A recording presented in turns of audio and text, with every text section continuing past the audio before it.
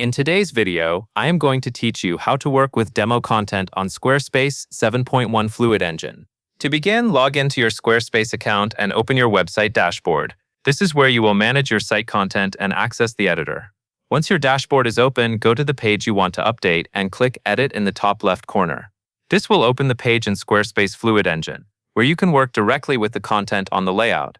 When you are inside the editor, click directly on any demo text, header, or button that you want to change. Clicking the content will highlight that block so you can clearly see what is selected. This is useful because many pages include several demo elements, and highlighting the right block helps you avoid editing the wrong one.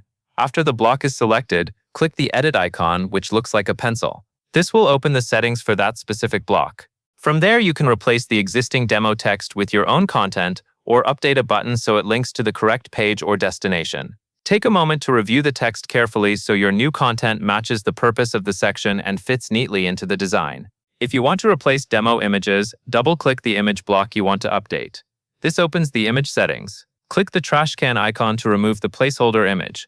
Then click the plus icon to upload your own media. Make sure the image you choose is clear and relevant to your content. Good images can make a big difference in how polished and professional your site looks. Once your text, buttons, and images are updated, you can fine-tune the layout by clicking and dragging the edges of the demo blocks. This allows you to resize them or reposition them on the Fluid Engine grid. Move carefully and watch how the content aligns with nearby elements. A clean layout will help your page feel balanced and easier to read. When you are finished replacing and adjusting the demo content, click Save in the top left corner. This will apply your changes and make sure your updated page is preserved. That covers everything you need to know.